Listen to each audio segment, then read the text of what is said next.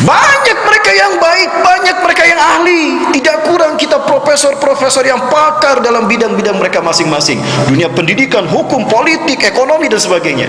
Tapi mereka tidak punya akses untuk memimpin dan mensejahterakan bangsa, memuliakan bangsa. Tapi kalangan yang buruk yang muncul memimpin dunia. Itu tanda kiamat telah dekat.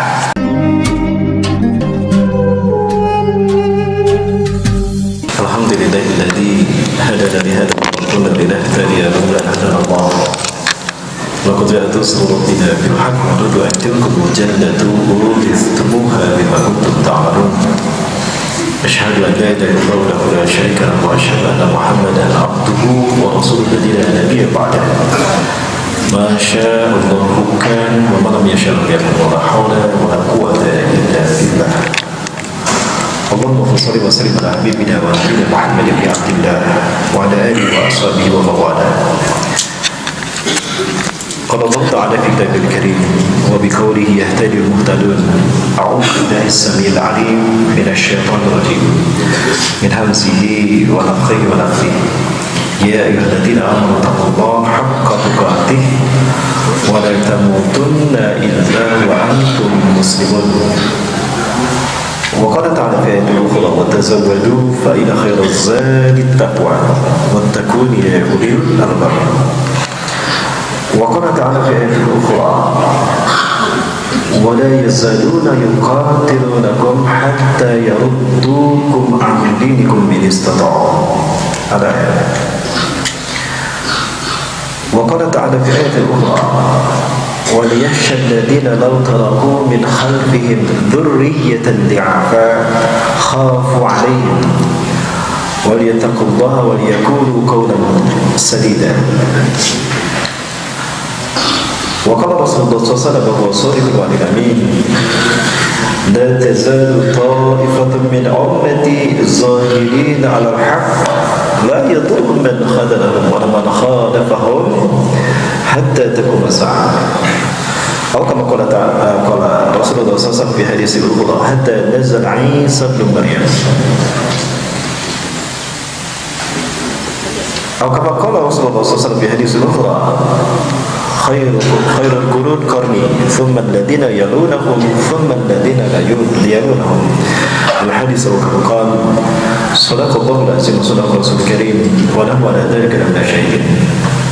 إلى حضرة الكرام رئيس لقيم من هذا المسجد جميع الجهاد حفظكم الله وإلى الأساتذة والأساتذة حفظكم الله وإلى العلماء والزعماء المستقيمين والمستقيمات لإقامة هذا الدين وهذا هذا المسجد الجهاد في قرية Padang Panjang Sumatera Utara Sumatera Barat.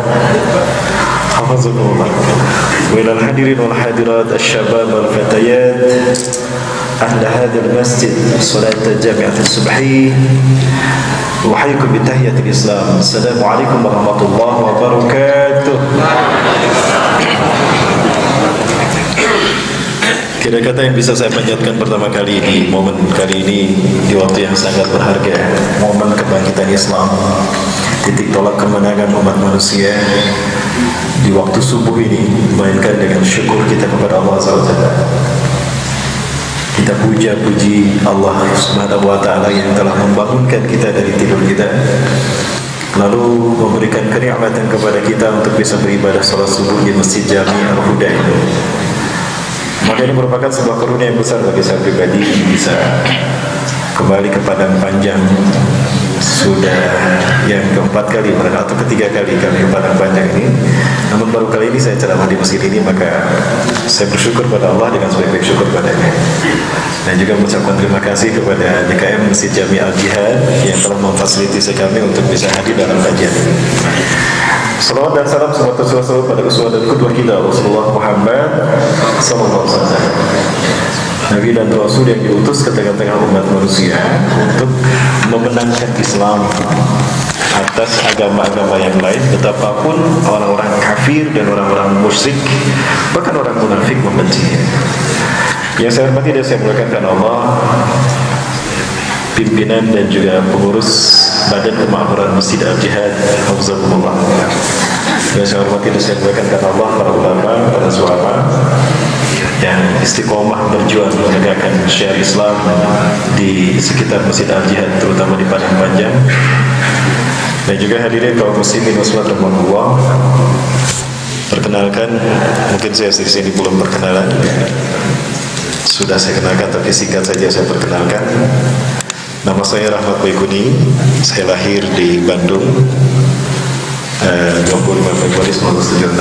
Alamat rumah tinggal di Giri Asri Pasirwangi, Cigending, Ujung Berung. Ini kalau disifatkan mungkin Bandung Timur, tidak jauh dari kampus Universitas Islam Nusantara, Universitas Islam Negeri Sunan Gunung Jati, UIN Sunan Gunung Jati. Saya lahir dari seorang ibu Jawa Barat, namun ayah ada darah Minang karena kakek saya dari Sungai Pua, Bukit Tinggi. Awak dari Bukit Tinggi tapi tidak bisa bahasa Minang, mohon maaf. Sedih saya. Betapapun kakek saya orang Minang, tapi saya tidak bisa bahasa Minang. Yang saya bisa cuma makan nasi padang saja. Mungkin ada seseorang yang mau mengajari saya bahasa Minang, insya Allah saya terima.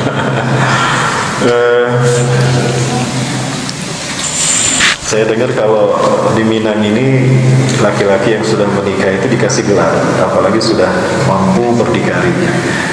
Nah, gelar yang saya tahu dari kakek saya adalah Sultan Raja Ameh. Kaya ya, Sultan Raja Ameh. Tapi saya belum dapat warisan emas dari beliau ya. Beliau seorang pandai besi di lereng Gunung Merapi, Bukit Tinggi, Sungai Pua, kampung pandai besi. Cuma satu yang bisa saya beritahu dari bahasa Padang warisan beliau, karena kami dulu memang suka ada pertemuan setiap Idul Fitri keluarga Sungai Pua, Bukit Tinggi itu kami 1 tahun sekali silaturahmi keluarga. Satu yang saya baca dari spanduknya, "Saciek bak ayam sadang cie bak nasi." Itu barangkali yang saya tahu. Betul, macam ini betul. Saciek bak ayam sadang cie bak nasi. Itu ya. Itu barangkali. Baik, Bapak Ibu warahmatullahi. Kemudian saya sudah menikah dengan 1 istri dan Allah karuniakan pada saya 7 anak harusnya, namun yang ke-6 keguguran. Yang 1, kedua ini sudah kuliah. Yang pertama tadinya ingin mengadu nasib mengambil pendidikan di Turki, Istanbul, namun karena mungkin terasa berat, beliau kembali memutuskan ke tanah air. Baru beberapa minggu kemarin pulang ke tanah air. Kemudian yang kedua sudah kuliah tingkat 2. Yang ketiga sedang menamatkan hafalan Qurannya di Zahratul Quran ya. Yang keempat kelima kembar di Kutab Al-Fatih kelas kanuni 3. Yang keenam keguguran dan yang ketujuh baru 21 bulan. Baik, itu kemudian riwayat pendidikan saya ini. Saya SD, ijazah SD di SD Mulakasi 10 Cimahi Selatan tahun 88 saya keluar. SMP di SMP Negeri 4 Cimahi tahun 91 saya keluar. SMA 9 Bandung tahun 94 saya keluar. Saya bercita-cita menjadi dokter umum atau dokter spesialis, namun tidak ada universitas yang mau menerima saya. Namun ada universitas yang menerima saya, namun saya diterima di jurusan kimia.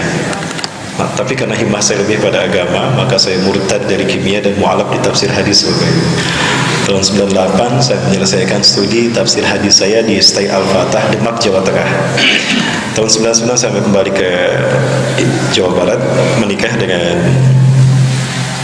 satu akhwat yang kami bina sendiri dalam satu majelis. Kemudian kami bergabung dengan AMCF, Asian Muslim Charity Foundation, yang kantor pusatnya di Dubai. Kami ngambil standar Arab 2006, bergabung dengan Al-Quds Institution Palestine Gaza. Saya mulazamah bersama beberapa syekh di sana. Namun saya tidak sempat bertemu dengan Syekh Ahmad Yasin karena beliau saya terlebih dahulu.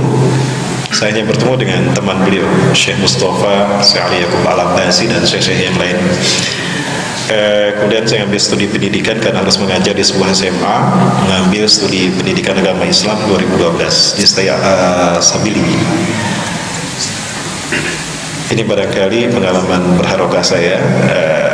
sempat aktif di Pemuda Persis 9294, kemudian Forum Silaturahmi Masjid antara Jawa, Sumatera, dan Makassar, Sulawesi Selatan tahun 2002, Garda Anas, Generasi Muda Aliansi Nasional Anti Syiah 2017, kemudian ikut bersama dengan Ustadz Zul, Kifli Muhammad Ali, dan juga Ustadz Babi Haikal Hasan, dan juga Ustadz Igna dan Ketua DPRD Kota Bandung, membangun Yayasan Waqf Ummah untuk mempersatukan para pemuda agar bisa hijrah dan berjuang bersama, karena saya yakin kebangkitan Islam ini ada di tangan pemuda.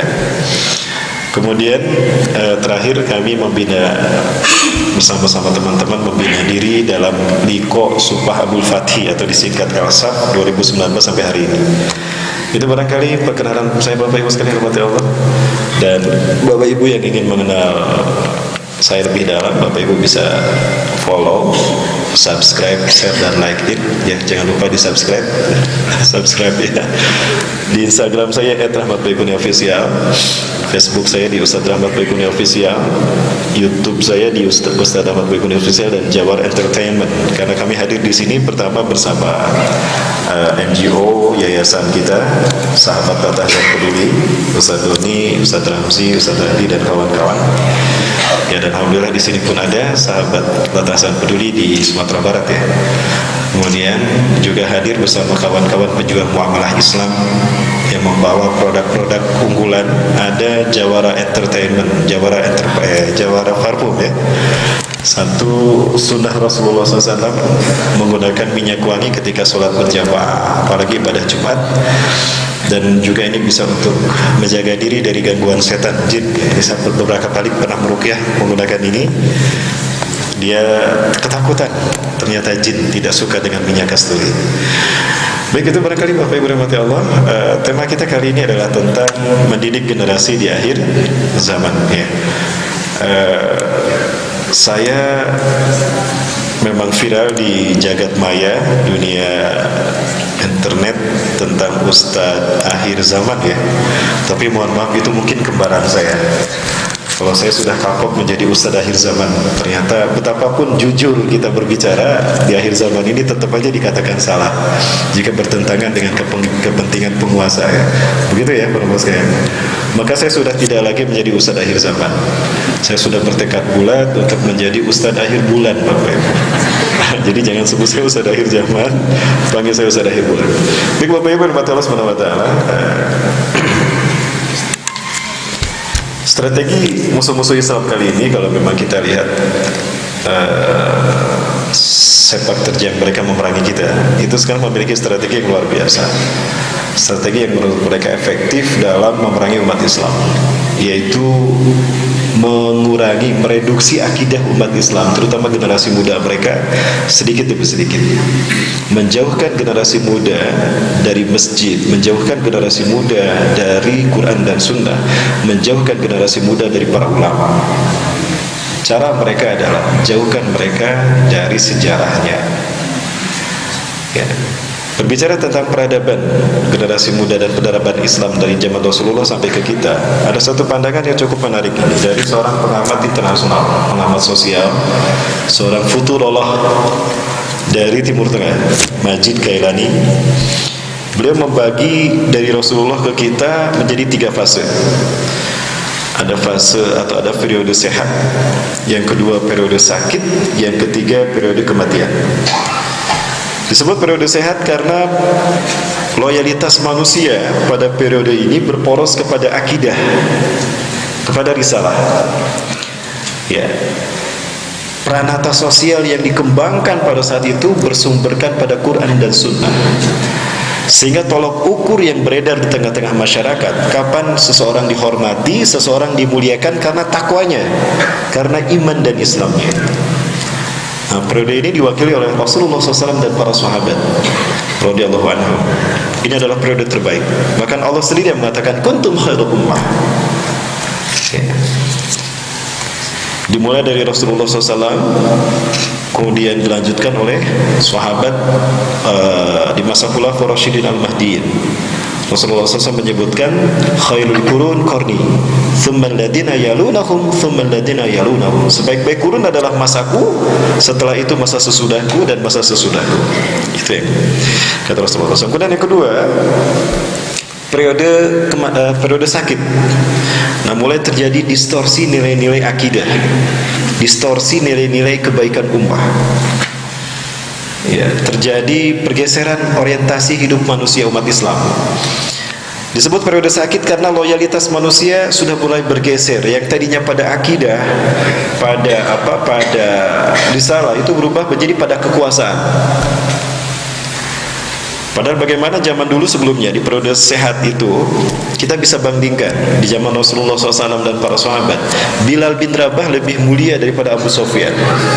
Betapapun secara lahiriah Bilal itu budaknya Umayyah bin Khalaf, tapi beliau beriman lebih dulu daripada Muawiyah, daripada Abu Sufyan. Walaupun Abu Sufyan ini seorang bangsawan. Bilal bin Rabah masuk Islam, mendengar Islam bukan dari Rasulullah SAW langsung, tapi dari Ammar bin Yasir ketika diinterogasi oleh para pembesar kafir Quraisy. Ya.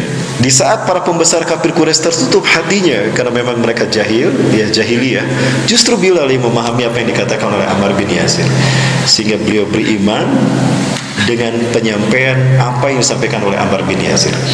Nah, di mata masyarakat saat itu Bilal lebih mulia daripada Abu Sufyan. Adapun pada periode yang kedua, periode sakit, nah mulai terjadi pergeseran nilai. Loyalitas manusia berporos pada kekuasaan dan orang yang berkuasa. Maka pada saat itu berlomba-lomba umat Islam berkuasa, dan terjadi sistem kepemimpinan Islam yang bergeser dari khilafah menjadi mulkan, menjadi dinasti, monarki hereditas. Di mana Muawiyah bin Abi Sufyan mendeklarasikan berdirinya dinasti Umayyah. Dia tidak mau berbaiat kepada Ali bin Abi Thalib sebagai khalifah yang keempat. Nah, maka tolok ukur yang beredar di tengah-tengah masyarakat pada saat itu adalah siapa yang berkuasa dan siapa yang dekat dengan kekuasaan. Itu yang dimuliakan. Periode ini diwakili oleh periode dinasti Umayyah, ya, mulai dari 661 Masehi sampai berakhirnya Turki Utsmani 1924. Dan di situ terjadi monarki hereditas. Kepemimpinan Islam tidak lagi berdasarkan ketakwaan, tetapi berdasarkan garis keturunan. Maka kekuasaan berpindah dari ayah turun kepada anak, dari anak turun kepada cucu, dari cucu turun kepada cicit, dari cicit turun kepada, Bapak Ibu hafal? Dari cicit turun kepada buyut, dari buyut turun kepada bau, dari bau turun kepada udeg-udeg, dari udeg-udeg turun kepada janggawareng, janggawareng turun kepada kait siwur, kait siwur turun kepada pancakaki, dan dari pancakaki turun kepada Pancasila. Nah, sekarang Pancasila kan? Jadi monarki hereditas keturunan. Betapapun demikian, mereka masih berpegang teguh pada Quran dan Sunnah. Tahkim hukum yang mereka tegakkan masih hukum Islam. Betapapun kepemimpinan sudah bergeser dari khilafah ada minhajin nubuwah kepada daulah, ya, daulah hukumiyah. Tapi mereka masih berasaskan hukum Islam. Maka Allah berkahi mereka berkuasa 1262 tahun. Maka tercatat dari Rasulullah sampai Turki Utsmani, umat Islam memimpin 13 abad lebih, 1315 tahun. Tidak ada genosida yang dilakukan umat Islam terhadap kaum minoritas yang kafir. Tidak ada perang dunia, tidak ada. Justru damai sejahtera dunia. Tidak terorisme, tidak ada. Namun ketika Barat memimpin dunia, mulai terjadi distorsi, bukan nilai-nilai akidah lagi, tapi nilai-nilai kemanusiaan. Ya, pada saat itulah umat manusia memasuki periode yang ketiga, periode kematian. Sehat, sakit, mati. Disebut periode kematian karena pada saat itu loyalitas manusia bergeser kepada benda, bukan hanya kekuasaan. Sehingga tolok ukur yang beredar di tengah-tengah masyarakat, seseorang dihormati, seseorang dimuliakan karena kekayaannya. Ada ada ustadz datang, yang satu pakai Mercy atau pakai Velfire Alphard, yang satu pakai motornya cicilan belum lunas, tapi ustadz nggak nyicil ya. Ya, cicilannya ke koperasi, bukan ke leasing ya. Mana yang dihormati lebih dulu? Ustadz yang datang pakai Velfire apa ustadz yang datang pakai motor? Nah, itu nilai-nilai yang beredar di tengah masyarakat saat ini, di periode kematian. Umat Islam sudah dijangkiti oleh virus Wuhan. Sebelumnya Wuhan, sekarang hedonis materialis. Bahkan mereka cenderung berkuasa. Dalam orientasi hidup umat Islam, kekuasaan itu identik dengan kekayaan. Maka umat Islam, dan ini yang terjadi pada periode kematian. Periode ini adalah periode kita hari ini, Bapak Ibu yang dirahmati Allah. Kita ada periode kematian umat Islam. Maka di saat inilah umat Islam mengalami kehancuran, deislamisasi dalam berbagai macam bidang, terutama akidah. Tolak ukurnya adalah lihat saja generasi mudanya, anak-anaknya. Karena generasi muda adalah gambaran orang tuanya. Kalau ingin tahu seperti apa kualitas orang tua, lihat anaknya. Karena anak itu ada segala-galanya dari orang tua. Dan ini yang terjadi, Bapak Ibu. Ya. Seringkali kami mendapati anak-anak yang mereka bangga merokok di hadapan umum. Merokok memang bukan sesuatu yang dikatakan tercela, tetapi memang merokok untuk orang dewasa mungkin bisa dimaklumi, tapi kalau untuk anak-anak ini bukan saatnya. Maka kejatuhan nilai dari tatanan sosial umat Islam di muka umum adalah ketika mereka melakukan sesuatu yang mungkin tabu. Ini artinya hilangnya nilai-nilai rasa malu di dalam Islam. Padahal malu adalah tanda yang paling kecil dari keimanan seseorang. Coba kita lihat anak-anak muda kita. Ya, sekali lagi saya tidak mengatakan merokok itu buruk, tidak. Tapi saya tidak merokok. Saya mengharamkan rokok bagi saya sendiri. Ya, betapapun demikian bukan berarti perokok ini buruk, sekali lagi. Ya, ada kok perokok yang masuk surga. Apalagi mereka punya dalilnya. Inna ashabal udud yadkhulunal jannah. Sesungguhnya para perokok itu masuk surga. Betul. Cuma hadisnya maudhu. Hadisnya palsu. Karena yang meriwayatkannya rawahu URB, bukan riwayat Abu Dawud. Namun jika perokok ini masuk surga, mungkin di surga pun mereka ingin merokok. Cuma harus kita catat, di surga nggak ada api, Bapak. Api adanya di neraka. Nah, jadi para perokok ketika ingin merokok harus ke neraka dulu ngambil api, baru balik lagi ke surga. Baik, tapi inilah fenomena yang terjadi pada anak-anak kita, Bapak Ibu. Bukan hanya hal itu menunjukkan gambaran betapa lemahnya mereka. Ya. Dan inilah yang dinyatakan oleh Allah Azza wa Jalla di dalam Quran surat Maryam ayat ke-50. Satu fakta empiris yang tidak bisa kita pungkiri dari hancurnya generasi umat Islam hari ini. Fahalafa min ba'dihim a'udzubillahi minasyaitonir rajim. Fahalafa min ba'dihim khalfun adaa'us shalah wa tabau syahawat. Maka menggantikan setelah generasi-generasi terbaik, generasi-generasi salafus saleh adalah generasi yang buruk. Ciri keburukan mereka adaa'us shalah wa tabau syahawat, menyia-nyiakan salat dan memperturutkan hawa nafsu.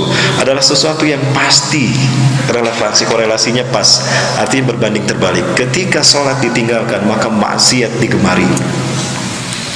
Kenapa indikasi harus salat? Karena salat merupakan parameter benar tidaknya syahadat seseorang. Kenapa salat menjadi rukun Islam yang kedua setelah syahadat? Karena salat menjadi ukuran benar tidaknya syahadat seseorang. Ketika salatnya benar, maka benarlah syahadat seseorang. Ketika salatnya baik, benar, maka benarlah tauhidnya. Karena salat merupakan konfigurasi dasar tauhid secara hakikat, secara garis besar, di mana setiap gerakan salat merupakan konfigurasi dasar tauhid, mulai dari takbiratul ihram, ruku, sujud, salam, semua itu mensyiratkan makna tauhid. Dan salat merupakan ukuran benar tidaknya tauhid seseorang secara individual. Adapun ukuran tauhid manusia secara umum adalah ibadah haji dan umrah. Itu ukuran ibadah tauhid manusia, parameter tauhid manusia secara komunal. Nah, Musuh-musuh Islam ingin menghancurkan tauhid kita. Dengan pandemi COVID-19 mereka berhasil menghancurkan tauhid kita. Bukan hanya tauhid rububiyah kita saja yang hilang. Takut orang sama virus yang enggak mereka lihat, sementara sama Allah mereka tidak takut. Sehingga masjid mereka tinggalkan, mall lebih mereka pilih ketimbang masjid. Betul?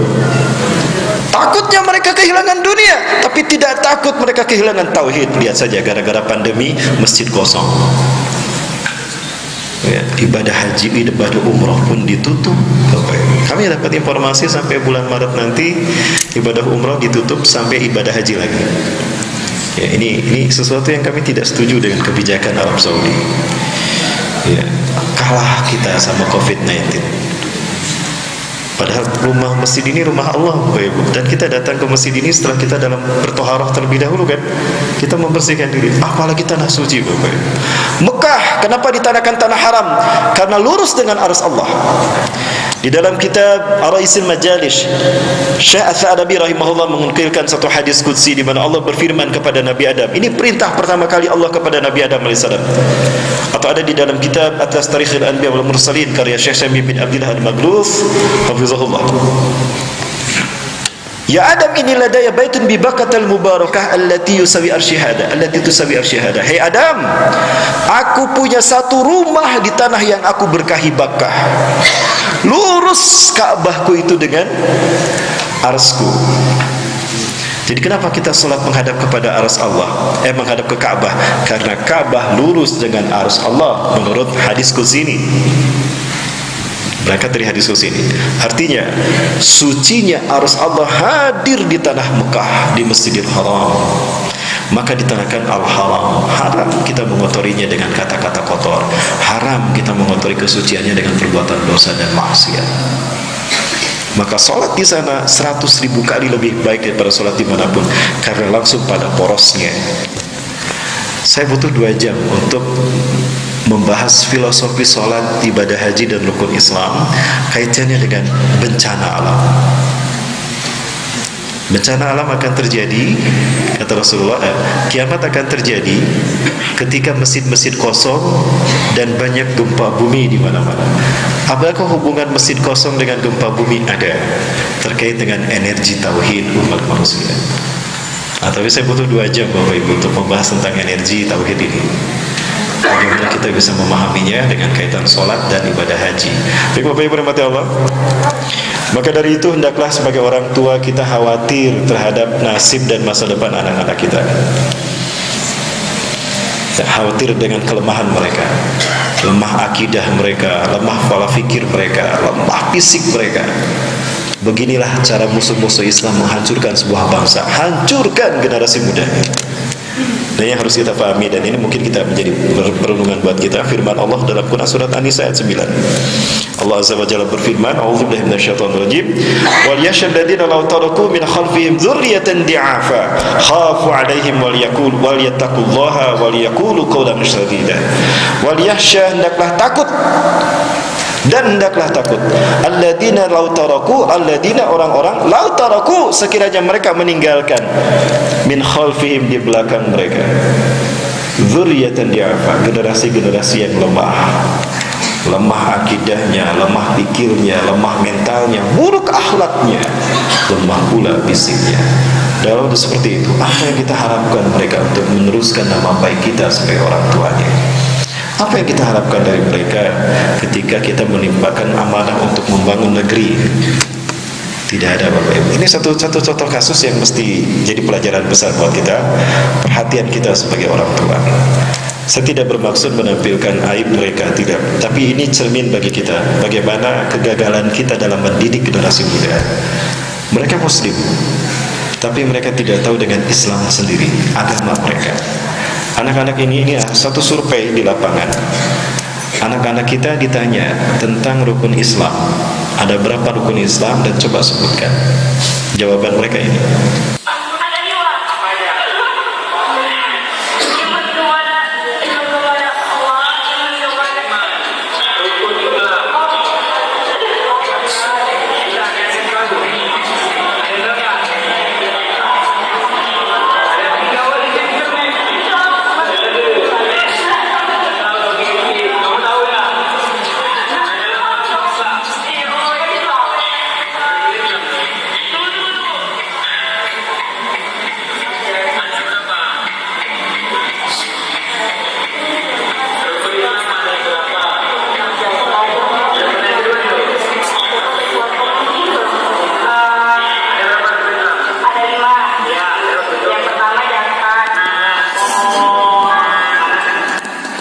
Ya Bapak Ibu sekalian.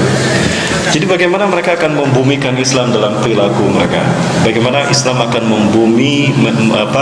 mewujud menjadi pola pikir mereka, cara mereka berucap, cara mereka berbuat, beramal. Sementara untuk memahaminya pun tidak. Bahkan tidak bisa membedakan mana rukun Islam dengan rukun iman. Itu hanya konseptual, satu hal yang paling mendasar bagi anak-anak kita. Tapi mereka tidak tahu. Ini Bapak sekalian, tantangan yang luar biasa. Hingga pada akhirnya mereka tidak bisa membedakan hak dan batil, tidak bisa membedakan mana maksiat, mana hijab, mana aurat. Maka hilanglah muruah umat Islam, hilanglah kemuliaan mereka di mata umat manusia. Dan ini yang pada akhirnya terjadi Bapak Ibu. Ini sangat miris. Saya dulu mengajar di sebuah sekolah, mulai dari sekolah itu berdiri sampai besar, dari honorer menjadi wakil kepala sekolah Bapak Ibu. 11 tahun saya mengajar, jenuh saya dengan sistem pendidikan nasional yang orientasinya ya hedonis, materialis, dunia minded, sehingga nilai-nilai agama ini nyaris termarginalisasi atau tersudutkan. Bahkan pelajaran agama sekarang mau dikurangi, bahkan dihilangkan. Nah, inilah pada akhirnya generasi muda kita seperti ini di sekolah Bapak Ibu. Ini hanya contoh kasus saja yang menjadi tugas besar kita sebagai orang tua.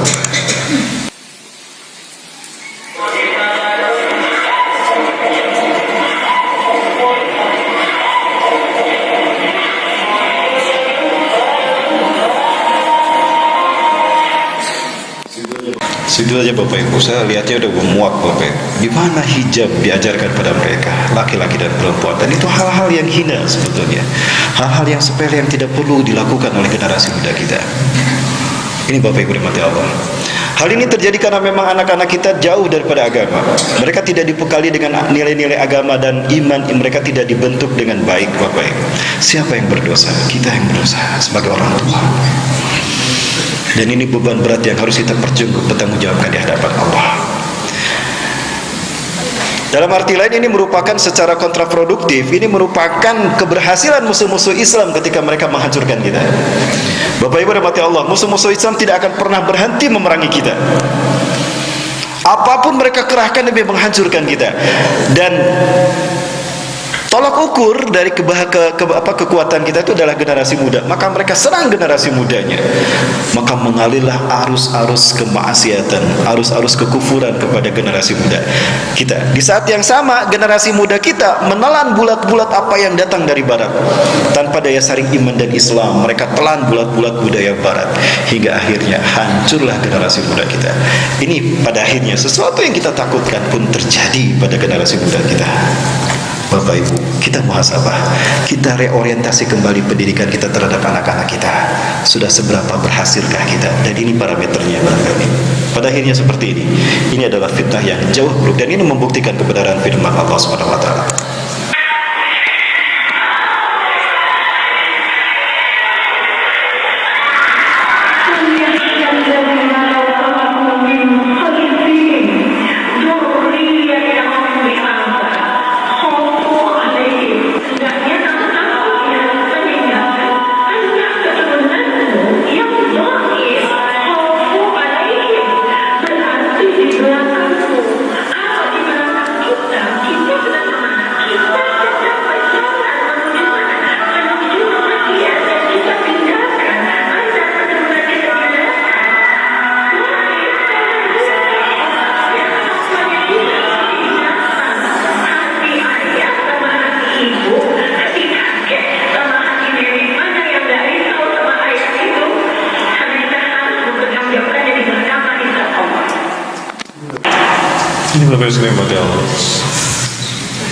Secara fisik mereka bersama kita di rumah, tapi yang mereka serap bukan dari Quran dan Sunnah. Lewat inilah Bapak Ibu, anak-anak kita dihancurkan. Ya, industri komunikasi, internetisasi, dan ini merupakan isyarat kiamat telah dekat. Lupakah kita kalau Rasulullah SAW pernah bersabda? Ada di dalam kitab Al-Mawsu'ah fil Fitan wal Malahim wa Asratus Sa'ah, karya Syekh Dr. Muhammad bin Ahmad Al-Mubayyad dari Syam, Palestina. Atau di dalam kitab An-Nihayah fil Fitan wal Malahim karya Al-Hafiz Imam Ibnu Katsir rahimahullah. Rasulullah SAW bersabda 3 kali, ala inna min asratis sa'ah, ingatlah dari tanda kiamat telah dekat kejadiannya pada kalian, antul fa'al asrar wa tudu al akhyar, orang-orang terburuk di muka bumi muncul memimpin dunia, wa tadul akhyar, dan manusia-manusia terbaik pilihan umat disingkirkan. Sudah terjadi belum? Di mana Bapak Ibu? Di luar negeri sana, di negeri entah berantah, di negeri autopilot. Film Indonesia nanti ditangkap ya. Di negeri 62. Banyak mereka yang baik, banyak mereka yang ahli. Tidak kurang kita profesor-profesor yang pakar dalam bidang-bidang mereka masing-masing. Dunia pendidikan, hukum, politik, ekonomi dan sebagainya. Tapi mereka tidak punya akses untuk memimpin dan mensejahterakan bangsa, memuliakan bangsa. Tapi kalangan yang buruk yang muncul memimpin dunia. Itu tanda kiamat telah dekat. Antur fa'al asrar wa tudu al akhyar, orang-orang buruk memimpin dunia dan disingkirkannya orang-orang baik pilihan umat. Hari ini kita bisa saksikan penjara lebih baik daripada di luar penjara. Orang-orang mulia ada di penjara, di luar penjara adalah mereka yang buruk. Betul tidak Bapak Ibu? Sekarang penjara makin lama makin besar, masjid makin lama makin kecil. Bahkan bahaya, masjid dipenuhi oleh orang-orang yang ahli maksiat. Kan yang mereka cari bukan surga, yang mereka cari adalah dunia. Ada tidak sedikit masjid yang dipegang oleh para preman Bapak Ibu. Bahkan pada akhirnya kiblat kita yang pertama, Masjidil Aqsa, menjadi satu-satunya masjid bersejarah terbesar di dunia yang DKM-nya orang Yahudi. Kami lihat Yahudi Pak yang menjaga Masjidil Aqsa, yang mengatur bersiapa yang harus sholat di sana. Cuma imamnya dari umat Islam, kan mereka tidak sholat. Andaikan mereka sholat, mungkin mereka jadi imamnya. Inilah nasib kita pada akhirnya Bapak Ibu. Pada akhirnya seperti inilah yang terjadi. Laki-laki menikah dengan laki-laki, perempuan menikah dengan perempuan. Nah inilah fase kematian. Matinya nilai-nilai kemanusiaan. Manusia memangsa manusia. Pembunuhan nyaris terjadi di mana-mana. Al-Haraj kata Rasulullah. Jadi kiamat yang kedua, antukhzanal amal, antuqbahal qaul wa tuhzanal amal. Ingatlah dari tanda kiamat akan terjadi perkataan buruk muncul di mana-mana. Bukan hanya ulama yang dicaci maki, bukan hanya Rasulullah, Allah mereka nistakan. Belum lama kita masih mendengar bagaimana Rasulullah dihinakan dengan karikatur di Perancis. Sebuah majalah yang memang dari dulu mereka fenomenal dengan keburukan mereka, menghina Rasulullah SAW. Ya Bapak Ibu bermata Allah. Manusia menyia-nyiakan kesempatan untuk mengumpulkan amal baik demi perbekalan hidup di akhirat. Ya. Dan yang ketiga, ala inna min asratis sa'ah an tutsal masnah fala yujadu ahadun man yughayyiruha. Ingatlah tadi tanda kiamat akan terjadi adalah dibacanya masnah dan susah ditemukan orang yang bisa merubahnya. Famal masnah ya Rasulullah? Apa itu masnah ya Rasulullah? Ma kutiba siwa kitab Allah. Segala sesuatu yang dicatat, ditulis lalu dibaca selain daripada kitab Allah. Jujur Bapak Ibu, mana yang paling sering kita baca? Mana yang sering kita genggam? Gadget apa mushaf Quran? Yang ini apa yang ini? Yang kiri kan? Nah, inilah masnah. Dan susah ditemukan orang yang merubahnya karena memang manusia milenial tergantung kepada gadget ini. Beginilah cara musuh-musuh Islam dan Dajjal menciptakan sistem ketergantungan manusia pada dunia. Maka ketika Allah menghilangkan teknologi, jatuh ini tidak bernilai.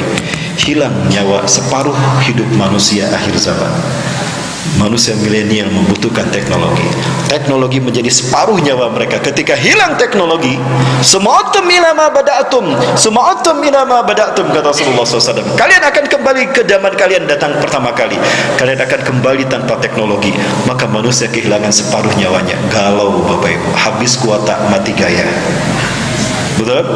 Habis kuota mati gaya. Maka di saat itulah Dajjal muncul dengan sihirnya menggantikan teknologi. Maka di saat itulah berbondong-bondong manusia menjadi pengikut Dajjal. Dan yang paling banyak mengikutinya adalah kaum wanita. Ya, yang paling banyak tampil di sini dan seronok bahkan nyaris tidak berpakaian kaum wanita kan? Subhanallah. Inilah kehancuran umat akhir zaman. Bapak Ibu rahmati Allah, lalu apa solusi kita? Nah, kita orientasi kembali secara umum. Ini ada satu pandangan yang cukup bagus dari Ustaz Budi Asyariansi. Beliau pembina Yayasan Kutab Al-Fatih, di mana kami menyekolahkan anak-anak kami. Pendidikan kita, cara ngajarnya, apa yang diajarkannya, nggak tahu itu konsepnya siapa. Teori muter dengan pinter, nggak belajar, karena bukan konsep Nabi. Kalau konsep Nabi itu subhanallah singkat, kurikulumnya mudah, hasilnya dahsyat. Hari ini kita kurikulum banyak, waktu banyak, kuliah sampai S1 aja umur udah 22 tahun. Lulus S1 masih bingung mau ngapain, dengan nikah nggak berani, kerja masih nyari. 22 tahun, Muhammad Al-Fatih jadi sultan. 23 tahun, Muhammad Al-Fatih jadi gubernur. 17 tahun anaknya Umar Abdulaziz, Abdul Malik jadi menteri, Usama bin Zaid 18 tahun panglima, Abdul bin Abbas 15 tahun jadi staf ahli negara, tapi lama Umar belum mentok. Kita ini 22 tahun lagi baru udah satu bingung, jauh. Nanti kita pikirkan ulang, ada pola hidup kita yang salah, ada keseharian kita yang salah, dan itu kita masih pertahankan di anak-anak kita. Jangan ulangi. Rasulullah dulu waktu belajar sama sahabat, waktu yang paling panjang dan itu terjadi banyak hal, jadi peristiwa ilmu tentang ajar, ilmu cara mengajar, apa yang diajarkan, apa yang ditanamkan, belajar itu semua. Disitulah konsep sekolah sampai kampus di situ. Ya, ini yang membuat saya mungkin dikeluarkan dari sekolah. Karena di samping saya mengajarkan silabus berdasarkan kurikulum pendidikan Diknas, saya selipkan pendidikan-pendidikan agama, pendidikan-pendidikan peradaban. Yang pada akhirnya ketahuan dan saya dikeluarkan. Ya, tapi pada akhirnya mereka memanggil saya kembali untuk mengamalkan konsep ini, tapi saya sudah tidak bisa. Bapak Ibu rahmati Allah Subhanahu wa taala. Lalu apa yang harus kita lakukan? Ada satu pandangan yang baik, yang bagus dari seorang ulama madzhab, Imam Malik bin Anas rahimahullah. Di dalam kitabnya Al-Muwatta' beliau mengatakan, "Lan tasluha amru hadhil ummah illa bima saluha awwaluha." Umat akhir zaman ini tidak akan bisa dibereskan melainkan dengan cara bagaimana umat yang terdahulu dibereskan. Kalau kita komparasikan Bapak Ibu, masih ada waktu? Saya minta waktu 10 menit lagi, boleh? Masih. Gimana, lanjut Bapak Ibu? Lanjut. Ya, terima kasih Bapak sekalian. Baik Pak, 2 jam ya. Saya tagih Pak 2 jam.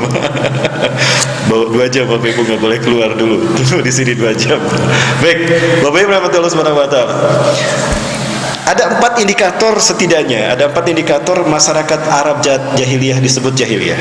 Yang pertama, inhirafuhum anit tauhid, menyimpangnya mereka dari tauhid. Islam yang fitrah mereka sudah hilang, luntur. Bahkan mereka menyembah berhala. Ya, paganisme berada pada mereka. Yang kedua, ad-dunya ibtighahum, orientasi hidup masyarakat Arab mereka adalah dunia dan dunia. Sehingga prinsipnya itu adalah kerja, bukan ibadah. Salah saya bicara, keceletot ya. Kalau kerja kan untuk cari dunia, kalau ibadah untuk cari akhirat.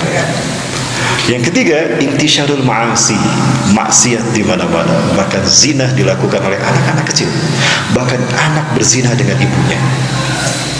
Yang keempat, al-ikhtilaf wal iftiraq bainal ummah, bainan nas, perselisihan dan perpecahan di tengah-tengah umat. Umat berpecah, umat bersepele hanya berbeda pendapat saja. Bahkan penjara penuh dengan orang-orang karena perbedaan pendapat dan perbedaan pendapatan. Pendapat dan pendapatan. 4 indikator jahiliyah ini ada tidak hari ini? Ada tidak hari ini Bapak Ibu? Manusia menyimpang dari tauhid, terjadi tidak? Terjadi. Ad-dunya ibtighahum. Orientasi hidup kita, orientasi hidup umat manusia akhir zaman ini di dunia dan dunia. Terjadi tidak? Maksiat di mana-mana terjadi. Perpecahan di tengah-tengah umat Islam terjadi. Jadi 4 indikator jahiliyah ada hari ini. Berarti kita jahiliyah. Hari ini kita kembali jahiliyah. Betul apa yang disampaikan Rasulullah SAW. Badal Islamu ghoriban wa sayaudu ghoriban kama bada. Fatuba lil ghuraba. Islam datang pada saat itu asing di tengah-tengah manusia, padahal fitrah mereka adalah Islam. Suatu saat kita bahas 2 jam. Kenapa harus Islam Bapak Ibu? Saya butuh 2 jam untuk membuktikan kenapa harus Islam agama kita. Luar biasa dahsyat. Tapi kalau saya bahas ini tidak cukup waktunya, kecuali Bapak Ibu mau tambah waktu 2 jam lagi. Baik. Nah, maka apa yang harus kita lakukan? Ketika Islam datang asing dan akan kembali asing, nah hari ini kita tinggal menjiplak saja. Kurikulumnya sudah ada, Quran dan Sunnah, ada sirah nabawiyah. Apa yang kurang? Bukankah Rasulullah ini teladan bagi kita dalam segala aspek, bahkan dalam berumah tangga pun Rasulullah teladan terbaik. Ibu-ibu, saya tanya sama ibu-ibu, kalau Rasulullah istrinya berapa? Berapa, Bu? 11. Ada yang bilang 9, ada yang bilang 11, ada yang bilang 12. Kalau ibu istrinya keberapa? Istri pertama, Bu ya? Kalau pertama belum istri berarti, Bang. Pak, baru iswan. 1 itu iswan, 2 istu, 3 baru istri. 1, 2, 3 kan? Iswan, istu, istri. Gitu ya, Bu? Dalam hal berumah tangga saja Rasulullah menjadi teladan. Kenapa Rasulullah istrinya lebih daripada 4, Bu? Kenapa harus 9 atau 11 istri Rasulullah SAW? Nah, ini yang menjadi kesempatan musuh-musuh Islam menghina Rasulullah. Allah perintahkan min khasa'is rusul, dari kekhususan para nabi, kekhususan Rasulullah SAW. Kenapa beliau diperbolehkan menikah dengan 11 istri? Karena 11 istri beliau adalah tipe semua wanita di seluruh dunia. Apapun tipe kaum wanita di dunia, itu ada pada 11 istrinya. Tipe pencemburu ada, tipe orang yang pendiam ada, tipe orang yang aktif ada, tipe pengajar ada. Apapun tipe seorang istri, Rasulullah tetap menjadi teladan suami terbaik. Nah, ini luar biasanya Rasulullah SAW. Nah, kalau kita nggak bisa, jadi cukup aja lah. Kalau nggak kuat 4, 1. Tapi itu wain khiftum, jika kalian takut 1 saja. Jadi yang 1 itu penakut katanya, kata orang Arab. Saya juga baru 1, Bu. Baru 1 ya. Baik Bapak Ibu rahmati Allah. Baik, seperti apa kurikulum membangun peradaban yang diajarkan Rasulullah SAW? Barangkali ini Bapak Ibu sekalian kita lihat tayangan yang 1 ini. Jangan kemana-mana, tetap bersama saya setelah 1 ini, Bapak. Kita lihat bagaimana kurikulum Rasulullah membangun peradaban dan bagaimana hasilnya dalam tempo 23 tahun. Ada 2 kurikulum mendasar yang Rasulullah bangun. Yang pertama, takwinul syahsiyah Islamiyah di Mekah, 11 tahun membentuk individu-individu bertauhid. Kedua, takwinul ummah, ummatan wahidah, membangun umat peradaban di Madinah. Setelah sekian lama umat manusia ada dalam kegelapan dalam sepanjang peradabannya. Puncaknya di tahun 610 Masehi. 1 tahun yang sangat pas, sangat cocok untuk memulai pembangunan peradaban manusia di pagi hari. Dimulai dari Gua Hira ini. Dipandang sesuatu yang sangat darurat untuk merubah peradaban manusia yang buruk, untuk merubah peradaban manusia menjadi lebih baik. Maka turunlah 5 wahyu pertama. A'udzubillahi minasyaitonir rajim. Bismillahirrahmanirrahim. Iqra bismi rabbikal ladzi khalaq. Khalaqal insana min 'alaq. Iqra wa rabbukal akram. Alladzi 'allama bil qalam. 'Allamal insana ma lam ya'lam. Setidaknya ada 3 pilar peradaban yang Allah ajarkan pada Rasulullah untuk merubah bangsa Arab yang jahiliyah menjadi khairul ummah. Yang pertama al-ilmu, knowledge. Ilmu yang pertama. Yang kedua, faith in God, percaya kepada Allah, al-iman billah. Dan yang ketiga, love for humanity, cinta kepada sesama manusia. 3 peradaban ini dibingkai dengan mutiara-mutiara wahyu Allah, nilai-nilai yang paling mendasar dalam peradaban manusia. Maka muncullah individu-individu yang brilian. Abu Bakar, Umar, Utsman, Ali, Abu Ubaidah bin Jarrah, ya, Mus'ab bin Umair, banyak, kemudian Bilal bin Rabah. Ternyata berhasil.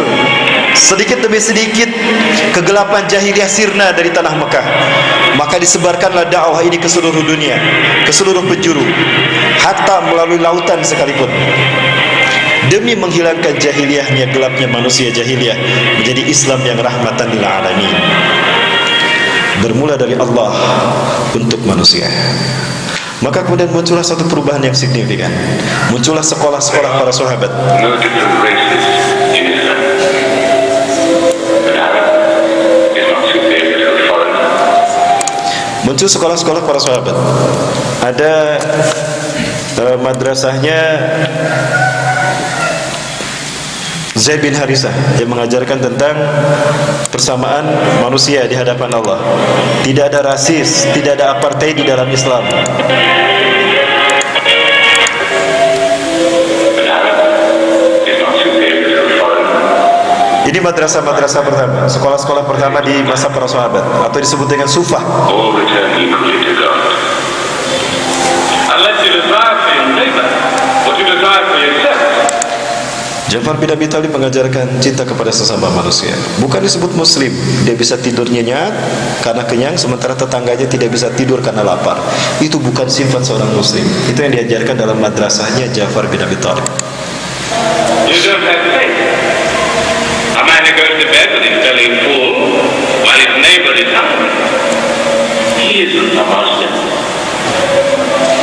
The ink of a scholar is holier than the blood of a martyr. A man reading is handsome in the sight of God. Bilal bin Rabah di balik hitam kulitnya tersimpan mutiara yang luar biasa. Tahukah Bapak Ibu sekalian, ternyata Bilal bin Rabah inilah yang mengajarkan matematika kepada para sahabat. Bilal bin Rabah inilah yang mengajarkan pengetahuan IPA, ya, pengetahuan alam yang mendasar dan praktis terapan kepada para sahabat. Maka wajar Bilal mudah beriman pada Allah karena cerdas luar biasa. Maka apa yang terjadi 100 tahun kemudian setelah Rasulullah wafat, Islam menguasai dunia. So learn to read.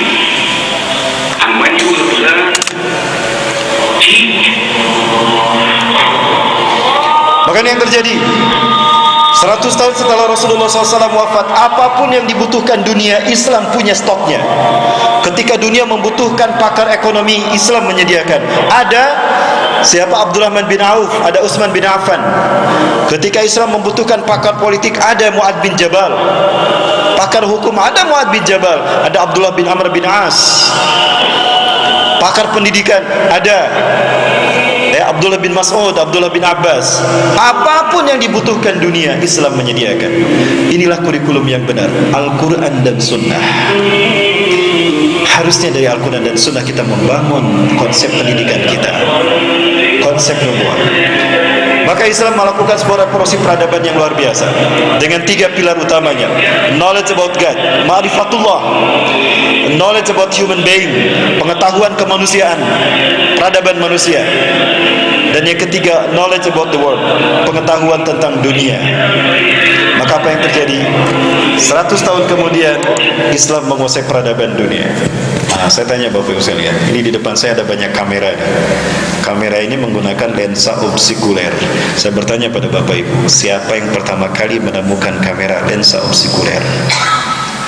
Bukan orang barat, bukan, tapi seorang muslim yang hafal Quran di bawah usia 10 tahun.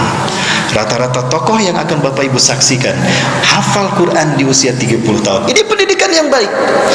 Kenalkan anak-anak kita kepada Tuhannya dengan cara ajarkan, dengarkan pada mereka Al-Quran. Kurikulum yang baik untuk mengajarkan anak sejak dikandung sampai usia 5 tahun adalah Al-Quran dan iman.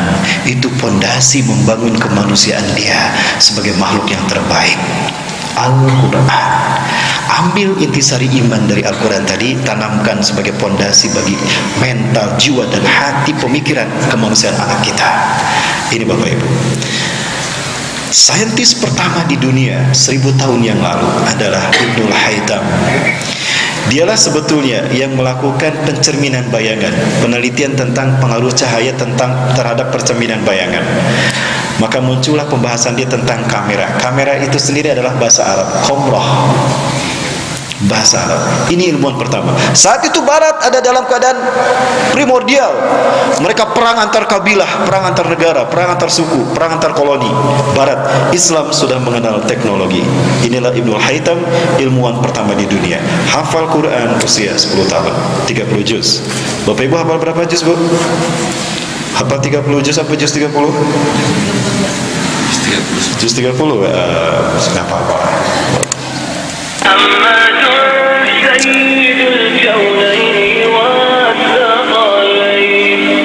Ini penelitian yang dilakukan oleh Ibnu Haytham. Beliau menemukan nisab sekuler pertama kali di dunia. Bahkan teori Einstein juga ternyata dari Al-Jabar. Al-Khawarizmi, bapa matematika dunia.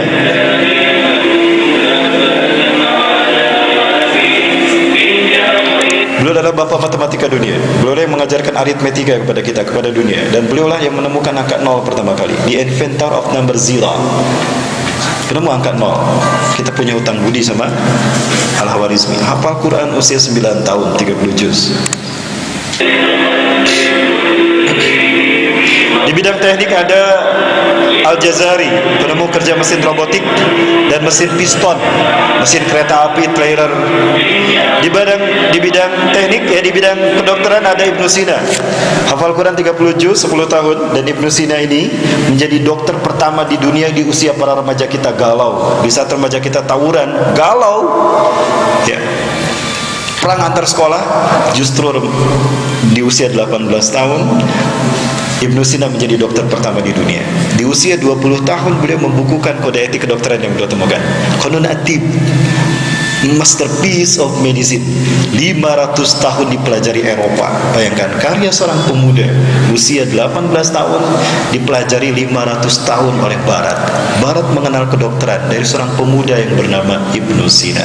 Ini kurikulum Al-Quran dan Sunnah peradaban manusia, yaitu pendidikan berdasarkan kebutuhan manusia. Untuk 0 sampai 5 tahun apa yang dibutuhkan?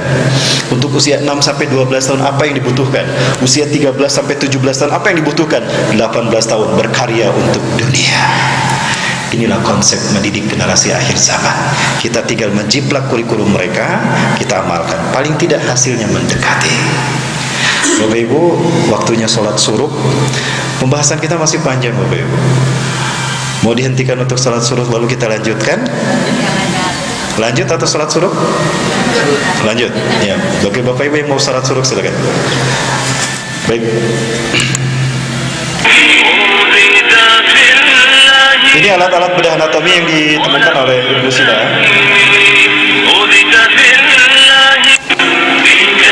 Ibnu Nafis di bidang astronomi ada Ibnu Battuta. Ibnu Battuta ternyata penemu konsep heliosentris dan geosentris.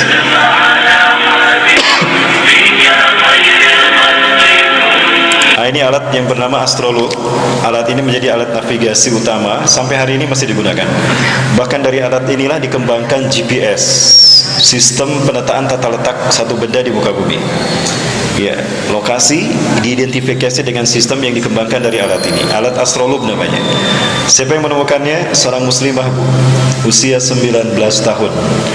Maria Al-Istarabi, Ilya Al-Astarabi, usia 19 tahun, menemukan alat yang sekarang digunakan di seluruh dunia. Barat menggunakannya.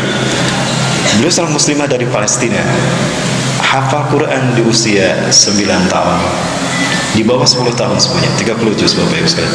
Nah, baik Bapak Ibu rahmati Allah, intinya ya, inilah rumusan yang kita butuhkan untuk mendidik generasi akhir zaman. Kenapa demikian Bapak Ibu? Kita mendesak hari ini. Kita dihadapkan pada sekelompok bangsa yang mereka ingin mengambil alih dunia. Ya. Dan mereka punya satu teori yang sangat bagus. Mereka paham tentang jantung dunia. Menguasai Palestina berarti menguasai dunia. Israel, mereka ingin menguasai dunia.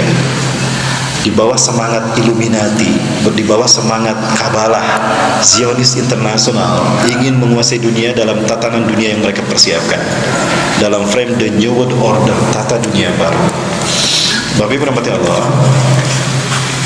apa yang akan mereka kuasai? Yang ingin mereka kuasai adalah kiblat kita yang pertama, Masjidil Aqsa. Hari ini mereka mencoba melobi negara-negara Arab dan mereka berhasil.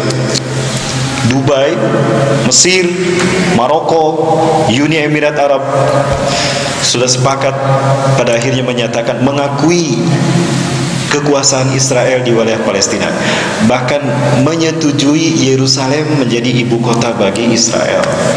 Padahal Yerusalem adalah warisan para nabi dan rasul bagi umat akhir zaman. Ini proyek yang ingin mereka bangun, Bapak Ibu. Ada satu proyek yang namanya The Jericho Project, proyek untuk menguasai dunia, di mana Barat, Yahudi ingin menguasai dunia dengan proyek ini. Berdasarkan keyakinan mereka, tahun Masehi ini hanya berlangsung selama 3.000 tahun saja. 3.000 tahun mereka bagi menjadi 3 milenium, artinya 1 milenium 1.000 tahun. Hari ini kita berada pada milenium ketiga. Milenium ketiga inilah yang mereka namakan, mereka sebut Y2K. Pernah mendengar Y2K, Bapak Ibu? Barat menyebutkan Y2K singkatan dari Y2 km ini adalah kebangkitan teknologi. Kebangkitan teknologi. Year 2 km. Tahun 2000. Ikon bagi kebangkitan teknologi dan modernisasi. Bukan. Y2K hanya kamuflase. Sebetulnya Y2K syarat bermuatan ideologis. Bagi orang Yahudi, Y2K adalah singkatan dari Year of the Yehuda Kingdom. Yahudi meyakini 1000 tahun sebelum kiamat, versi mereka, ini bukan versi kita, versi mereka 1000 tahun sebelum kiamat adalah masa bagi mendirikan mereka kerajaan Mesias di muka bumi. Bagi kita, Dajjal. Jadi Dajjal ingin menciptakan kerajaan dunia 1000 tahun. Maka dimulai dari milenium ketiga. Itulah kenapa WTC dihancurkan pas di tahun 2001, di tanggal 11 September. Kenapa harus tanggal 11 September dan kenapa harus di tahun 2001 dan kenapa harus WTC, Bapak Ibu? Itu adalah bagian dari Dajjal ingin menguasai dunia. Dajjal lahir di Samirah. Samirah adalah Tapi maaf, saya percepat. Saat ini mereka ingin sekali mereka menghancurkan kiblat kita yang pertama. Kenapa mereka ingin menghancurkan kiblat kita yang pertama? Karena mereka mengatakan bahwa singgasana Tuhan mereka hanya bisa didirikan di atas Masjidil Aqsa. Dan ini Masjidil Aqsa, Bapak Ibu. Ini kiblat kita yang pertama. Di saat Isra Mi'raj itu terjadi, Allah Subhanahu wa taala mewajibkan salat wajib yang 5 waktu pada Rasulullah SAW. Kiblatnya bukan ke Mekah, tapi ke sini. Ini adalah kiblat yang pertama. Yatawajjah Rasulullah SAW wal muslimuna hina ma yusalluna fi ibadati salat, yatawajjah ila hadil kiblat, ila hadal masjid. Rasulullah menghadap ke sini selama 16 atau 17 sahran, 16 atau 17 bulan menghadap ke sini. Yang disebut Masjidil Aqsa itu ini, Bapak Ibu. Dari sini dinding ini terus sampai sini. Nah, ini Masjidil Aqsa. Di dalamnya ada banyak masjid. Ada Dome of Turab atau Masjid Qubatus Sughra, ada Masjid Qibli, ada Masjid Buraq, dan ada Masjid Marwani. Ini dinding yang satu-satunya tersisa dari peninggalan istana Nabi Daud dan Nabi Sulaiman. Maka orang Yahudi menjadikannya wailing wow. Ya, dimanapun kita sholat di sini, itu pahalanya lebih baik 500 kali dibandingkan sholat di masjid lain. Bapak Ibu, ini akan mereka hancurkan. Dan ketika ini hancur, akan mereka gantikan dengan Bait Solomon, istana bagi Dajjal yang mereka tunggu-tunggu. Ini Bapak Ibu sekalian. Inilah akan menjadi pengganti Masjidil Aqsa. Dan kalau ini terbangun, berarti iblis dan Dajjal menang, para nabi dan rasul kalah. Tapi saya yakin iblis tidak akan pernah menang. Iblis pasti kalah. Ja'al haqqu wa zahaqal batil, innal batila kana zahuqa. Datang kebenaran dan kebatilan pun datang. Dan sesungguhnya kebatilan adalah sesuatu yang pasti musnah. Bapak Ibu, ini spirit kami, ini semangat kami bahwa kebatilan akan kalah dan Islam akan menang. Iblis tidak akan pernah berhasil membuatkan ini. Karena insya Allah generasi terbaik akan Allah siapkan bagi dunia ini. Bapak Ibu rahmati Allah Subhanahu wa taala, maka kita harus berjuang untuk membantu Palestina agar masjid-masjid ini tidak hancur, agar kiblat kita ini tidak hancur. Jangan lupa Bapak Ibu sekalian, Palestina sudah berkorban nyawa. Mereka rela dibantai, mereka rela disiksa, dibantai, dihancurkan tubuh mereka, tidak apa-apa. Karena kami yakin Allah akan membayar kami dengan surga. Bisa saja mereka mengungsi ke Jordan atau ke Libanon atau ke Suriah, atau jangan ke Suriah, atau ke Indonesia, ke Eropa, bisa saja. Tapi kalau mereka mengungsi, siapa yang menjaga kiblat kita yang pertama? Mereka betapapun dibantai, mereka ridho menunggu kemenangan Islam. Dan kemenangan Islam itu adalah di tangan Indonesia. Betulkah di tangan Indonesia? Bapak Ibu, itu yang saya dapatkan dari mereka. Ya, sebentar lagi Ustaz Doni akan menyampaikan tentang Palestina. Bapak Ibu sekalian Allah, ini kebanggaan kami menjadi Muslim Indonesia, Bapak Ibu sekalian. Kenapa demikian? Ada satu hadis dari Rasulullah SAW, Bapak Ibu. Ya, Ketika kami berada di sana, di Al-Quds, itu ada 5 pemuda Yahudi. Mereka hafal pemuda Yahudi. Ada 5 pemuda Muslim, bukan pemuda remaja. Mereka hafal Quran 30 juz. Mereka mimpi di satu malam yang sama. Di mimpi itu mereka dikunjungi Rasulullah SAW. Dan di mimpi itu Rasulullah bersabda, "Ya ahla Syam, ya ahlal Ghaza, innal ladina sayuharirukum min zulmil Yahud wa yu'aduna al-Quds ala rihabikum ikhwatukumul muslimun al-Andalusia." Wahai penduduk Syam, wahai penduduk Gaza, orang-orang yang akan yang memerdekakan kalian dari penjajahan Yahudi dan mengembalikan Al-Quds kepada anak kalian adalah Muslim Indonesia. Jadi mereka yakin Indonesia lah yang mereka tunggu-tunggu. Takbir! Allahu Akbar! Baik, Ustaz Ali, silakan.